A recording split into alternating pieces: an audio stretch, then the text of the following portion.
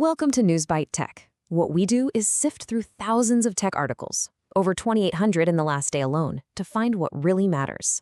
Today, we're watching a massive power struggle for the soul of AI, a straight-up gold rush in the chip market that's shaking up the entire industry, and yeah, a new phone that can literally make its screen invisible to the person sitting next to you.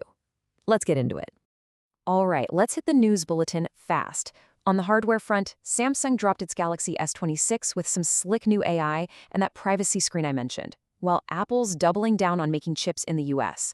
But the real brawl is in AI chips. Nvidia just posted an insane $68.1 billion quarter, but AMD isn't just sitting there. They just fired back with a monster GPU deal with Meta. In software, Google just gave its Gemini AI a serious upgrade. It can now handle complex chores on your phone for you. The downside? AI-powered cyber attacks are exploding. In the corporate world, Discord hit the brakes hard on its age verification plan after major user backlash, Tesla's in hot water with a lawsuit over its hiring, and an autonomous driving startup called Wave just pulled in a mind-boggling $1.2 billion.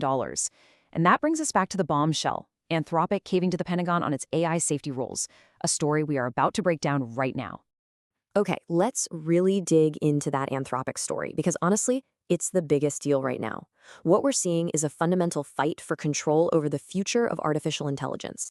Think of it like this. You've got two massive forces colliding. On one side, this relentless, unstoppable push for more powerful AI, especially for military and national advantage. And on the other, this desperate need to keep it safe and responsible. Anthropic, a company that was literally founded on the idea of AI safety, just backed down. Why? Because the US Pentagon came knocking, wanting to use their tech. This one moment just peels back the curtain on this huge conflict. Do these AI labs stick to their principles, or do they fold when powerful governments want in? So it all boils down to this, right? As AI gets exponentially more powerful, who's really calling the shots? Is it the people who build it, the governments who want to use it, or just the open market? And look, this isn't just some academic debate. The answer is going to define literally everything, from the laws we pass to whether we can trust this stuff, to the very direction AI heads in for decades. Now, let's follow the money, because this whole AI explosion is sending shockwaves through the market. We're smack in the middle of a full-blown AI gold rush. And the real money isn't in the AI models, the gold itself. It's in the picks and shovels, the actual physical hardware that makes it all run. Just take a look at this number. $68.1 billion. That's not for a year.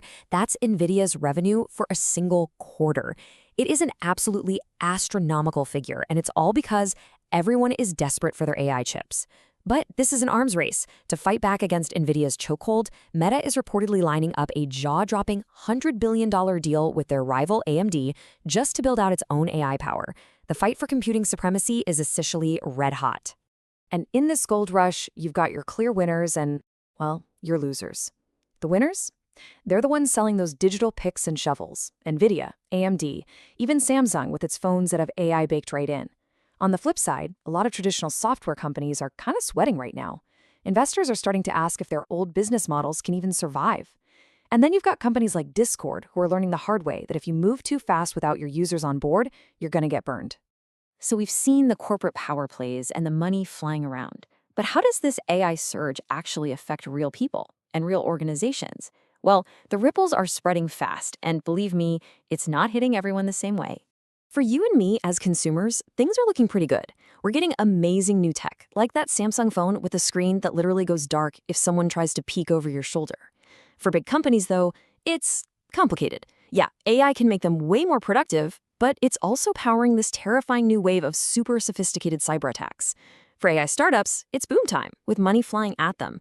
And governments, man, they are just trying to play catch-up, struggling to get a handle on a technology that's moving faster than they can write the rules. Okay, let's pull the camera back even further now, because this isn't just about companies duking it out. This has gone global. It's a full-on geopolitical chess match, with every nation trying to figure out its next move.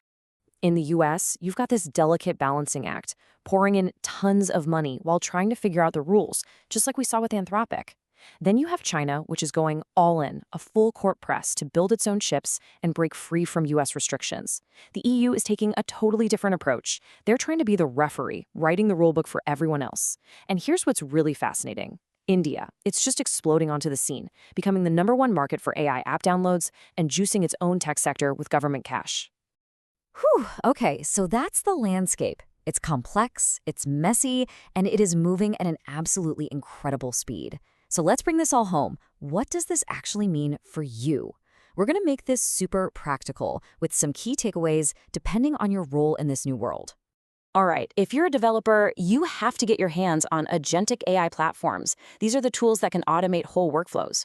For you founders out there, the opportunity is huge, but you have got to build safety and privacy in from day one, or you will face the backlash. If you're an enterprise leader, your number one job right now is to beef up your cybersecurity against these new AI threats. For the investors in the room, the chip war is where the action is, but be really careful about overvalued software companies. And for literally every single person working in tech, you have to upskill in AI right now. It's changing everything. So, where is all this headed? Looking at the signals from just the last 24 hours, we can see a couple of key trends that are going to define the next few months. In the short term, just expect more of everything. More speed, more power, more AI getting crammed into your phone, your car, and every app you use. But, and this is a big but, the midterm is where the reaction comes. You're going to see immense pressure from two sides. Regulators trying to slam on the brakes for safety, and the ever-growing cybersecurity crisis. The old Silicon Valley mantra of move fast and break things is about to run headfirst into a brick wall called consequences. And all of this really leaves us with one final massive question.